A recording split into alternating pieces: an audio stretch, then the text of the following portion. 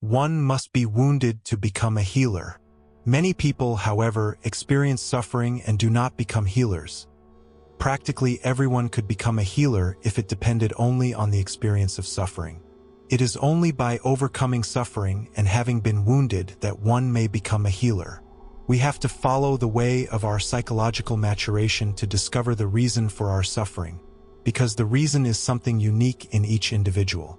That is why in Seeking the Jung wrote, "The crucial point is that I confront the patient as one human being to another. Analysis is a dialogue demanding two partners. Analyst and patient sit facing one another. Eye to eye, the doctor has something to say, but so has the patient. While the analyst performs the role of a healer, his wounds live a shadowy existence and can be reconstellated in particular situations, especially when working with someone whose wounds are similar. The shadow of the wounded patient, on the other hand, is his inner healer. Therefore, the unconscious relationship between analyst and analysand is as important as what is consciously communicated, in terms of the healing process. Can be a transformative experience for both people. Healing can take place only if the analyst has an ongoing relationship with the unconscious. Otherwise, he or she may identify with the healer archetype, a common form of inflation. This is known as an Asclepius complex, where the therapist takes healing too far, just as Asclepius brought back people from the dead. The therapist believes he has godlike powers of healing, and that there's no need for a personal relationship. Jung had a dream in which his patient was a giant and he was very small. Dreams are often compensatory in nature. Therefore, Jung realized that he had been looking down at the patient. When he adjusted his attitude, the relationship and the healing of the patient went much better.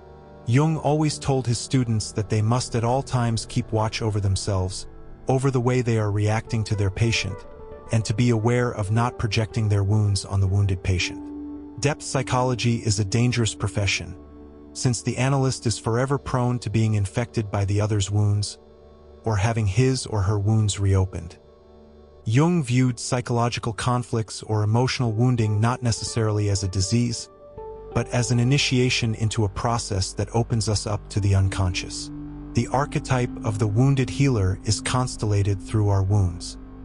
Just as a physical wound needs to be cleaned, bandaged, and given the necessary time to heal, so too do psychological wounds need to be cured by removing negative influences, creating and maintaining an environment in which the healing can take place, and having the necessary patience to allow the natural energy to accomplish the work of growth and healing.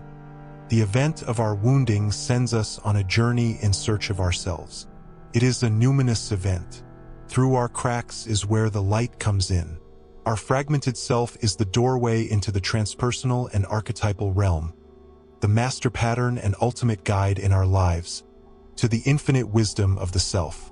It is an archetypal, universal idea that becoming broken, though on one hand seemingly obscuring our wholeness, is actually an expression of it. It is as if some form of destruction is a prerequisite for individuation and is necessary for the birth of the self. Suffering is collective. It can be taken as a sign that we are no longer suffering from ourselves, but rather from the spirit of the age. The microcosm and macrocosm are one and the same. Through transforming ourselves, we transform the world. Through transforming the world, we transform ourselves. We are interdependent parts of a greater, all-embracing whole and holy being. To realize this is to have an expansion of consciousness.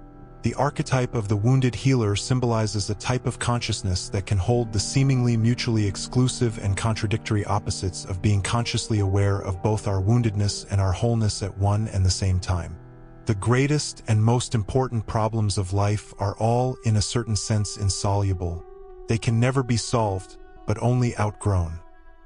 Meaning of your suffering, you seek the meaning of your life. The wounded healer is the archetype of the self, one of its most widespread features, and is at the bottom of all genuine healing procedures. Swiss psychologist Carl Jung is credited with coining the phrase wounded healer, but this term is never used by him in his works. Instead, he used wounded physician. Jung did not see himself as someone who had accomplished the healing of his patients.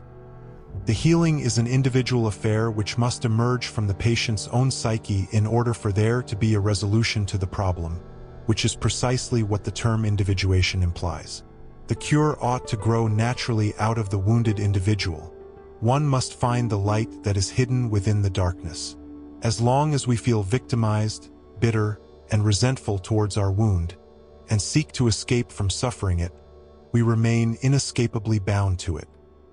This is neurotic suffering, as opposed to the authentic suffering of the wounded healer, which is purified. The wound can destroy you, or it can wake you up. The Greek god Apollo is a sun-like healer who can cure all ills, but is also the bringer of disease and death with his arrows. He is the unwounded healer. Apollo raised Chiron, who is a centaur, half human and half horse, but unlike the rest of the centaurs who were wild and intoxicated, Chiron was wise, just, and also immortal. He became a skilled healer. One day, however, Chiron was accidentally wounded by a poisoned arrow.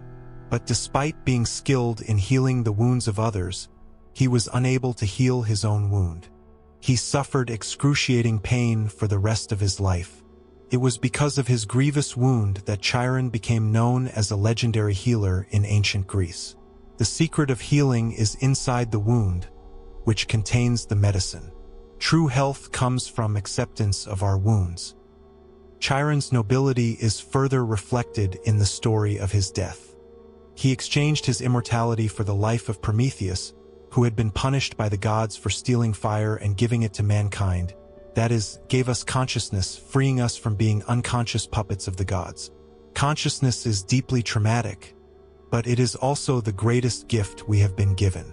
Chiron suffered the punishment meant for Prometheus, and Zeus, seeing this, pitied him. In his honor, Chiron was given a place in the stars, becoming the constellation Centaurus. Chiron represents our immortal wound that can never heal, and at the same time, he is the potential source of our greatest capacity to heal, particularly other people. Christ is the biblical version of the same fundamental image. The difference is that Chiron had no choice in the matter because the wound happens to him and he cannot heal himself. Christ volunteered for the role and could have escaped from his suffering, but did not. Both are healers, both are wounded, and both transcend to the heavens at the end. This image is to be distinguished from the healthy healer Apollo, Chiron before the wound caused by the poisoned arrow, and Christ before his crucifixion. The wounded healer combines both the healthy and the suffering. This is what St. Paul meant by the thorn in his flesh. Chiron was highly revered as a teacher and instructed Asclepius in the arts of medicine, who became the Greek god of healing. Asclepius was the son of a mortal woman named Coronis, whom Apollo had fallen in love with. However, while she was pregnant, she displayed infidelity by sleeping with a mortal man. She was killed for her betrayal, and Apollo was unable to bring her back to life. As she lay on her funeral pyre, Apollo rescued the child by cutting him from her womb. Thus, Asclepius is born, saved from death so that he might grow up to heal others. He holds the rod of Asclepius, a snake-entwined staff associated with healing, which remains a symbol of medicine to this day. This is not to be confused with the caduceus, a symbol of commerce, of the Greek deity Hermes, which is entwined by two snakes, and sometimes has wings too. Our woundedness can put us into a miserable state of suffering and pain, or it can be a source of healing. The wounded healer refers to the capacity to be at home in the darkness of suffering and there to find germs of light and recovery with which, as though by enchantment, to bring forth Asclepius, the sun-like healer. Asclepius became such a proficient healer that he was able to bring other mortal men back to life. This caused an abundance of human beings on earth, and Hades, the god of the underworld, complained to his brother Zeus about it. Zeus became angry at Asclepius for transgressing the boundary between humanity and the gods. Men are mortal and only the gods are free from death. In punishment for his crime, he struck Asclepius with a thunderbolt and sent him to Hades, so that he, though a god, might himself experience the fate of mortals. Later, however, he was resurrected and given a place on Mount Olympus, the home of the gods. Asclepius becomes the only god to experience death, making him one of the most admired, loved, and worshipped deities of the Greeks. In ancient Greece, there were healing temples dedicated to Asclepius called Asclepia, known to cure people of all sorts of physical and spiritual illness. Among the most popular was the one located in Epidaurus, the most celebrated healing center of the classical world. Many pilgrims would visit the temple and have a cleansing diet, as well as a bath thought to have a positive effect on the body and the soul. Health, cleanliness, and sanitation are all aspects of the goddess Hygeia, whose name is the source for the word hygiene, and who is one of the daughters of Asclepius. The therapeuty of Asclepius would guide the patients. The term therapeut derives from ancient Greek and refers to one who serves the gods, and later on, one who heals or helps a person to heal himself, which is precisely the task of a therapist. After a few days of preparation, the therapeut would lead the sick person to a small empty stone chamber with a platform on which he could lie down and sleep, left alone with his dreams and with the god. This is theurgical work, that is, a practice consisting of working with God, rather than theology or talking with God. The idea was to achieve theophany, a personal encounter with a deity. Many dreams describe Asclepius appearing in his human-like form and seen applying an ointment to the afflicted parts, or theriomorphically as a snake or as a dog, licking the wound and thus healing it. In the dormitories of the temple, snakes slithered around freely on the floor. For the Greeks, snakes were not just chthonic beings, but also sacred beings of wisdom, healing, and resurrection. The snakes used were non-venomous, now known as the Aesculapian snakes, named in honor of the god of healing. The snake was seen as emblematic of the mysterious relationship between death and rebirth. Dogs, too, were associated with underworld experience, like the three-headed Cerberus welcoming the dead to Hades. After spending the night in the holiest place of the sanctuary, the patient's dream would simply be recorded. If Asclepius appeared in one's dream, it was understood as the healing event itself. Unlike in Delphi, where the oracle would give prophetic advice to the seekers through God, at Epidaurus it was the patient who had the healing vision. In the classical Greek period, the dream was the cure. At a later period, however, dreams and visions would be reported to a therapeut who would prescribe the appropriate healing process, including a visit to the baths or gymnasium. One might say that it was the first psychotherapeutic center.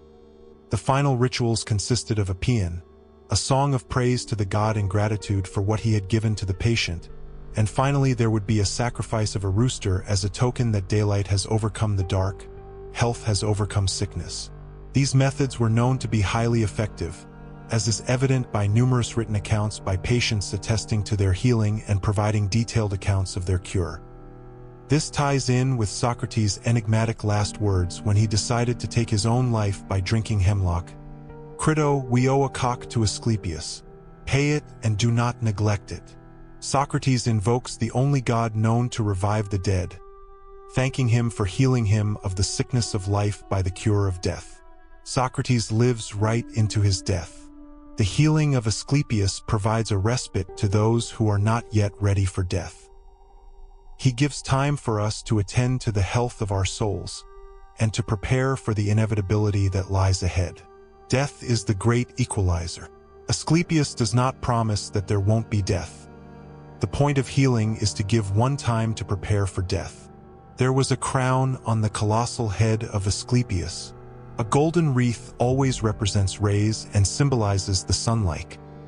Such an honor, even if legendary, bears witness to what in the living religion of Asclepius constituted the nature of the Asclepiad, the true physician. For the medical gift that the Asclepiads held they had inherited from their solar ancestor is a very special gift. It is neither a religious nor a philosophical knowledge, but is rather a familiarity, which can never be acquired with sickness and the process of recovery. It is a spark of intuitive knowledge about the possibilities of rising from the depths, a spark which by observation, practice, and training can be fanned into a high art and science. into a true art of healing.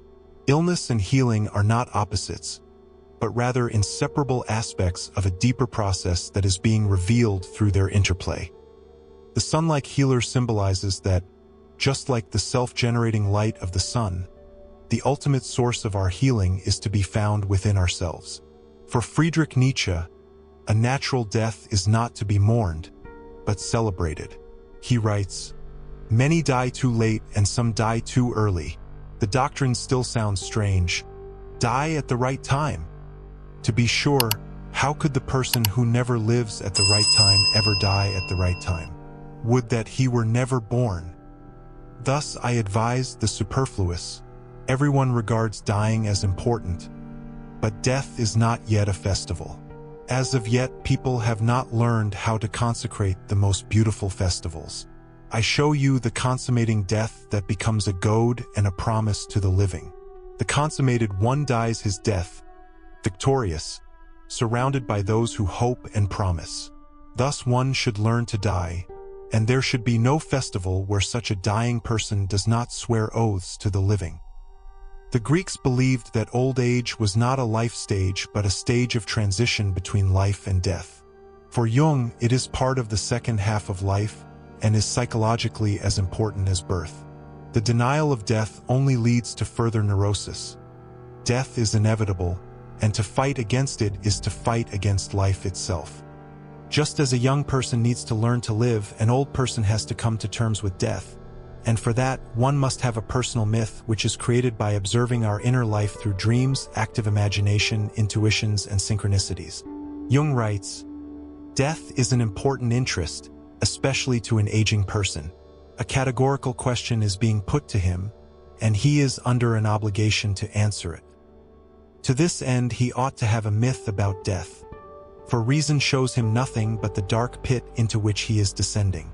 Myth, however, can conjure up other images for him, helpful and enriching pictures of life in the land of the dead. If he believes in them or greets them with some measure of credence, he is being just as right or just as wrong as someone who does not believe in them. But while the man who despairs marches toward nothingness, the one who has placed his faith in the archetype follows the tracks of life and lives right into his death. Both, to be sure, remain in uncertainty, but the one lives against his instincts, the other with them." Jung's entire psychology is predicated on the existence of psychic oppositions in the human psyche. It is the tension of opposites that gives rise to our wholeness. The enantiodromic principle of the union of opposites carves a path to the self. There are two phases in life, the first phase in which we are oriented outwardly, and the second phase in which our focus shifts inward during midlife. Individuation is a reconciliation of both inner and outer life.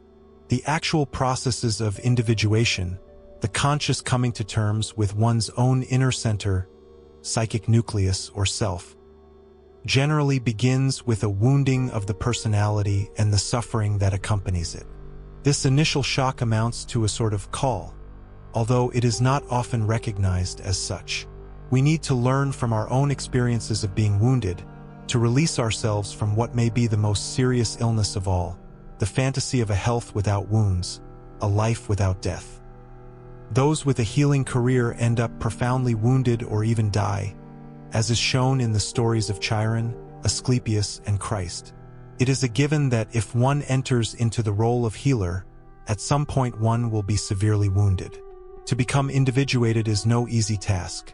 It is a very painful process, equivalent to bearing our own cross as Christ did on his way to being crucified. The wound is our initiation into our fragmented self.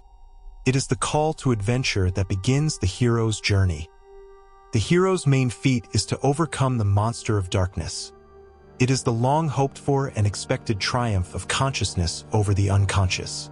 When the hero overcomes the monster, he finds the treasure, the princess, the elixir of life, etc., which are psychological metaphors for one's true feelings and unique potential. Jung wrote, "In myths, the hero is the one who conquers the dragon, not the one who is devoured by it, and yet both have to deal with the same dragon. Also, he is no hero who never met the dragon, or who, if he once saw it, declared afterwards that he saw nothing. Equally, only one who has risked the fight with the dragon and is not overcome by it wins the hoard, the treasure hard to attain. He alone has a genuine claim to self-confidence, for he has faced the dark ground of his self and thereby has gained himself. He has acquired the right to believe that he will be able to overcome all future threats by the same means.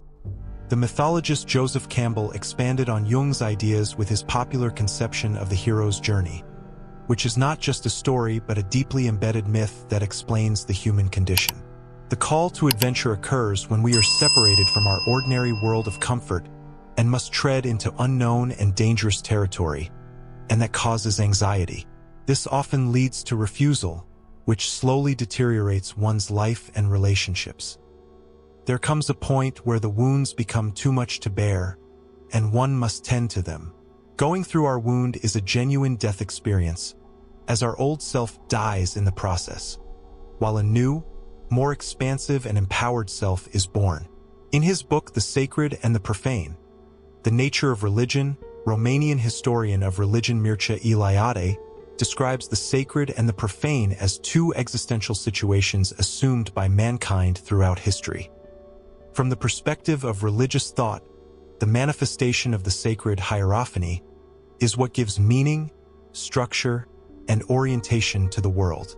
The sacred is akin to the Platonic world of forms, which exist beyond space and time. It is the home of the universal, the immortal, and the eternal.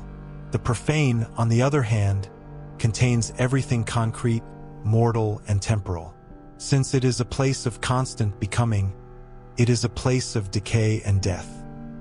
Eliade uses the term archetype, not to be confused with Jung's definition, to express the manifestations of the sacred, which we gain access to by repetition, imitation, and participation in the divine patterns.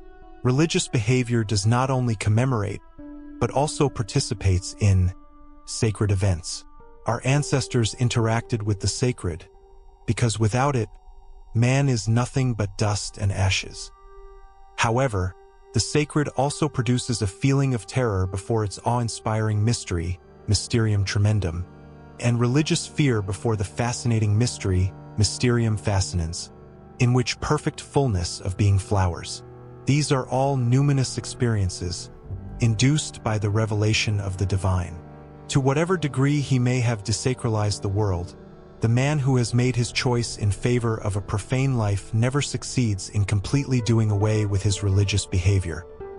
Celebrations and rituals depict the idea of what Eliade calls the eternal return, that is, a reconnection with the mythical age. This behavior is still emotionally present with us, in one form or another, ready to be reactualized in our deepest being. Each year becomes a repetition of the mythical age, and we can step into the divine realm, transporting us back to the world of origins. Time is not a linear succession of events, but a circle. Linear time, and the lack of any inherent value on the march of historical events, the terror of history, is one of the reasons for modern man's anxieties. Eliade describes sicknesses, dreams, and ecstasies as a shamanic initiation, which is not resolved until one transforms the profane into the sacred. Eliade makes it clear that shamanism is not any kind of mental disease, but rather a temporal crisis that expresses the human condition. In shamanic initiations, the initiate often experiences an illness of some type, which is not resolved until the individual practices shamanic exercises such as drumming and chanting until he is cured. He is then regarded as a shaman in the community and has the role of a healer.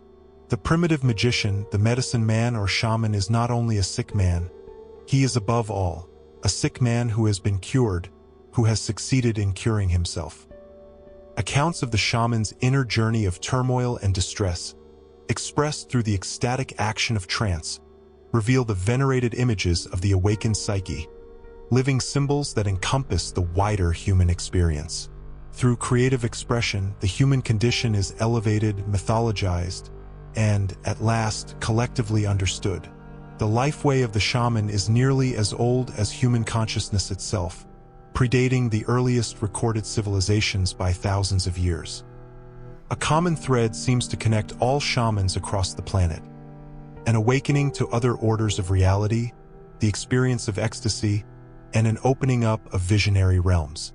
The entrance to the other world occurs through the action of total disruption, a crisis involving a psychological and spiritual death.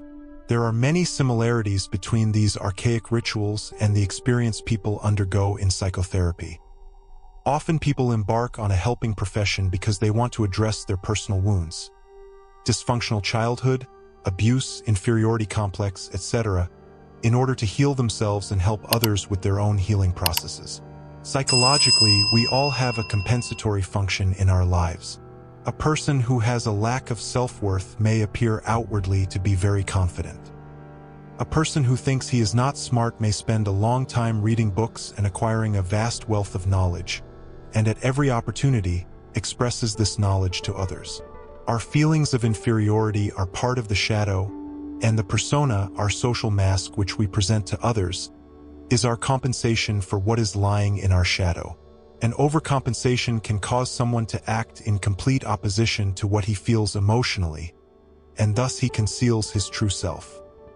His problems are repressed and never faced constructively, and the shadow grows larger and darker. A traumatic and abusive childhood can cause what Freud calls repetition compulsion, an unconscious need to repeat traumatic events, which shows up in different situations but has the same underlying archetypal pattern. This can extend to all sorts of relationships in one's life, with one's parents, friends, partner, children, etc. Every repetition makes the problem worse and more complex. Our unconscious tries to heal us by reconstellating, reactivating these situations as an opportunity to come into a new relationship with the underlying pattern, to convert the poison into healing. The contradictory opposites of poison and cure is expressed in the Greek word pharmakon. A drug can be both beneficial and harmful. The wounded healer is one who takes his wounds seriously and transforms his poison into a gift to bestow upon others. This applies to the relationship between therapist and patient too. Jung wrote, "We could say, without too much exaggeration, that a good half of every treatment that probes at all deeply consists in the doctor's examining himself, for only what he can put right in himself can he hope to put right in the patient. It is no loss either if he feels that the patient is hitting him or even scoring off him. It is his own hurt that gives the measure of his power to heal. This, and nothing else, is the meaning of the Greek myth of the wounded physician." Freud and Jung were modern wounded healers. Freud, in the last 16 years of his life, was tormented unceasingly by his cancer of the jaw until it led to his death. Jung was on the brink of taking his own life in his period of the confrontation with his unconscious. A month before his death, too frail for his daily walk, Jung was driven around some of his favorite roads, saying goodbye to the countryside. Despite their suffering, they continued to write and practice, transmuting their poison into a healing potion, like true alchemists. However, it is not just the therapist alone who does the healing. It is common for the patient to project onto the analyst the image of the healer, and when there is no progress, the patient gets angry and perhaps leaves therapy, and eventually comes back again. This is known as transference and is a typical phenomenon in therapy. The patient can, for instance, unconsciously transfer his feelings about his abusive father onto the analyst, and the analyst must be careful not to engage in countertransference, in which the patient reminds the analyst of someone in his or her life. The analyst has to be prepared to not project his wounds on the already wounded patient. They must develop a clear map of their wounds, in which they are able to describe their experiences of being wounded, how they felt during their vulnerable period, and how they dealt with it. Our wounds can become a wellspring of healing for another. The doctor is effective only when he himself is affected. Only the wounded physician heals. The analyst takes the suffering of the patient, shares it with him, and suffers with him. This has a healing effect, just as the suffering of Christ is mysteriously curative for others. By his wounds we are healed. Jung learned through his practice that only the analyst who feels himself deeply affected by his patients could heal, and the analyst cannot take the patient to a place the analyst has never been. This is not only a matter of empathy but of knowledge, gnosis, of what soul work is and how it matters. At some point, the patient must also realize that the potential for healing resides within himself or herself. The analyst acts as a psychopomp or spiritual guide for the patient. It can be extremely helpful to have allies in order to defeat one's dragon, which symbolizes one's fears, obstacles, hardships, or repressions. But one must deal the final blow to the dragon oneself. Jung wrote, "The crucial point is that I confront the patient as one human being to another. Analysis is a dialogue demanding two partners. Analyst and patient sit facing one another, eye to eye. The doctor has something to say, but so has the patient. While the analyst performs the role of a healer, his wounds live a shadowy existence and can be reconstellated in particular situations, especially when working with someone whose wounds are similar. The shadow of the wounded patient, on the other hand, is his inner healer. Therefore, the unconscious relationship between analyst and analysand is as important as what is consciously communicated, in terms of the healing process. Can be a transformative experience for both people. Healing can take place only if the analyst has an ongoing relationship with the unconscious. Otherwise, he or she may identify with the healer archetype, a common form of inflation. This is known as an Asclepius complex, where the therapist takes healing too far, just as Asclepius brought back people from the dead. The therapist believes he has godlike powers of healing, and that there's no need for a personal relationship. Jung had a dream in which his patient was a giant and he was very small. Dreams are often compensatory in nature. Therefore, Jung realized that he had been looking down at the patient. When he adjusted his attitude, the relationship and the healing of the patient went much better. Jung always told his students that they must at all times keep watch over themselves, over the way they are reacting to their patient, and to be aware of not projecting their wounds on the wounded patient. Depth psychology is a dangerous profession, since the analyst is forever prone to being infected by the other's wounds, or having his or her wounds reopened. Jung viewed psychological conflicts or emotional wounding not necessarily as a disease, but as an initiation into a process that opens us up to the unconscious. The archetype of the wounded healer is constellated through our wounds. Just as a physical wound needs to be cleaned, bandaged, and given the necessary time to heal, so too do psychological wounds need to be cured by removing negative influences, creating and maintaining an environment in which the healing can take place, and having the necessary patience to allow the natural energy to accomplish the work of growth and healing. The event of our wounding sends us on a journey in search of ourselves. It is a numinous event. Through our cracks is where the light comes in. Our fragmented self is the doorway into the transpersonal and archetypal realm, the master pattern and ultimate guide in our lives, to the infinite wisdom of the self. It is an archetypal, universal idea that becoming broken, though on one hand seemingly obscuring our wholeness, is actually an expression of it. It is as if some form of destruction is a prerequisite for individuation and is necessary for the birth of the self. Suffering is collective. It can be taken as a sign that we are no longer suffering from ourselves, but rather from the spirit of the age. The microcosm and macrocosm are one and the same. Through transforming ourselves, we transform the world. Through transforming the world, we transform ourselves. We are interdependent parts of a greater, all-embracing whole and holy being. To realize this is to have an expansion of consciousness.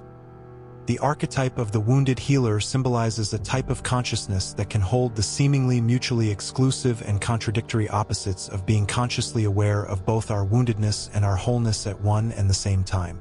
The greatest and most important problems of life are all, in a certain sense, insoluble. They can never be solved, but only outgrown. If you've made it to this point, I want you to comment, "I am healing, and in my healing I help others heal." Let it be your affirmation for today. Subscribe for more deep reflections like this, and don't forget to like and share this video with someone who might need to hear it. Your support helps this message reach others on their healing journey.